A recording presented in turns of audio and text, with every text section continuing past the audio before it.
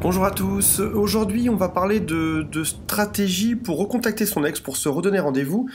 Et ben c'est vrai que c'est un moment qui est pas toujours facile parce que on sait pas s'il faut donner rendez-vous à son ex en tête à tête, au restaurant, dans un café, chez des amis, dans une soirée, dans un concert peut-être même.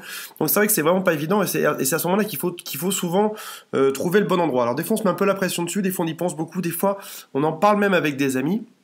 Et puis une chose est sûre, c'est que c'est un choix qui est impactant parce que bah, forcément le rendez-vous sera complètement imprégné de l'ambiance de là où on va. Si on va dans un bar qui est chaleureux pour boire, je sais pas, un grand verre de chocolat chaud, ce sera peut-être plus confiné, plus romantique. Si on va dans un concert, ce sera peut-être plus, un peu plus mélangé dans la foule, peut-être plus hurlant, criant autour de nous, etc. Donc voilà, il faut faire à un moment donné un choix et c'est pas toujours évident. Donc je vais vous donner aujourd'hui une stratégie parmi plein d'autres et grâce à celle-là, en principe, peut-être que dans votre cas à vous, ça va vous aider à redonner rendez-vous à votre ex. J'ai eu rendez-vous avec un élève que je coach là en ce moment et il me disait voilà, je lui ai donné rendez-vous pour un tête-à-tête dans un bar et mon ex ne m'a pas donné de réponse. Donc ça veut dire que a priori, si au bout de 3 jours, si vous donnez rendez-vous à quelqu'un de manière générale, hein, que ce soit à votre ex ou à quelqu'un d'autre, si vous donnez rendez-vous et qu'au bout de 3 jours, il n'y a pas de réponse au SMS, c'est signe que, a priori, vous n'avez pas envoyé le bon message. Donc on se met d'accord, si on fait un espèce de rétro-planning, donc on va partir du moment le plus ultime, c'est le moment où vous allez vous embrasser. Si on vient un peu en avant ça, il va forcément falloir, un moment donné, un endroit, un moment où vous allez pouvoir parler ensemble, être plus proche en tête à tête. Si jamais vous donnez rendez-vous à votre ex dans un endroit en tête-à-tête et que ça se passe bien, a priori, après ça, forcément, vous allez aller jusqu'à l'embrassade, peut-être pas tout de suite, mais peut-être qu'à la deuxième fois, au deuxième rendez-vous, au troisième rendez-vous, ça va se faire.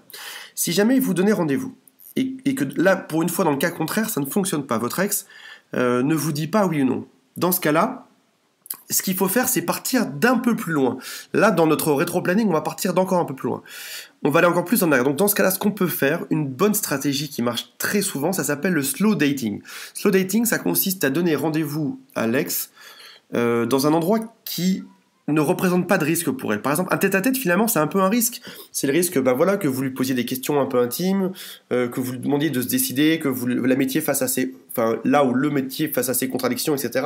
Donc c'est quand même assez compliqué.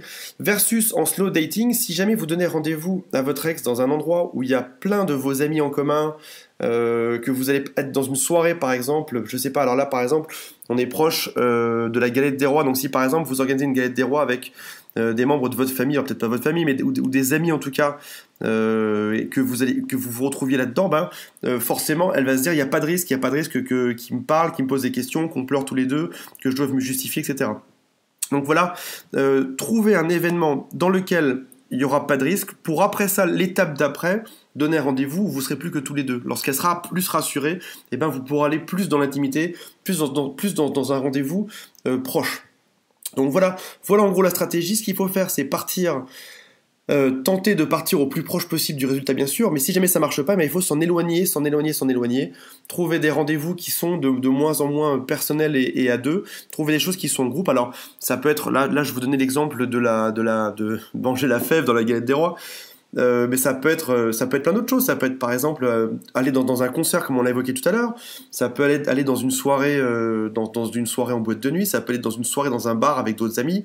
Ça peut être aussi d'aller je sais pas, manger une tartiflette chez des copains, etc. Donc n'hésitez pas. Proposer un maximum de choses. Si jamais la personne ne vous a pas répondu la première fois ou vous a répondu négativement, ne vous braquez pas pour autant, ne soyez pas aigri, ne soyez pas méchant derrière. Ce que vous faites, c'est que vous laissez passer un peu de temps, vous laissez passer par exemple une semaine, et puis au bout d'une semaine ou 2 semaines, vous revenez avec une autre proposition, l'air de rien, vous faites voilà, coucou, au fait, qu'est-ce que t'en penses, et si on fait ci, si on fait ça. J'ai, pour faire un parallèle dans le monde de la séduction, parce qu'avant de m'occuper des ex, je m'occupais je donnais des méthodes, je donnais des conseils de séduction. j'avais une personne que je suivais qui était un Américain qui était très très forte. Lorsque ça marchait pas avec une femme, ce qu'il faisait, c'est qu'il la mettait dans sa liste et tous les premiers du mois, il la relançait pour lui proposer un autre plan. Et il me disait, tu me crois pas, 100% des femmes, au bout d'un moment, bah voilà, je vais tomber au bon moment, le moment où elle est un peu toute seule, le moment où elle s'ennuie, le moment où c'est bon. Elle va me dire oui, c'est bon, c'est parti, et dans ce cas, ça a marché. Donc, alors, attention, en faisant ça, je fais pas l'apologie comment on dit, du stalker en anglais, du mec qui va de persécuter quelqu'un ou trop le suivre ou qui sera complètement obnubilé par ça et qui pendant 10 ans va envoyer des messages. Et ce que je veux vous dire par là, c'est que si jamais vous êtes régulier, vous proposez des plans qui sont sympas, qui sont cool, il y a forcément un moment donné, on peut pas vous détester parce que vous proposez un plan pour faire une galette des rois ou parce que vous proposez de sortir quelque part. Au pire, votre ex va dire, écoute, non, en ce moment je suis dans autre chose, c'est pas possible. Mais a priori, c'est quand même des plans qui sont plutôt sympathiques, qui impliqueraient en plus amoureusement derrière. Donc a priori, ça veut dire que ce sera forcément accepté un jour ou l'autre. Donc voilà, c'était mon bon conseil du jour. J'espère qu'il vous servira et je vous retrouve dans un prochain épisode.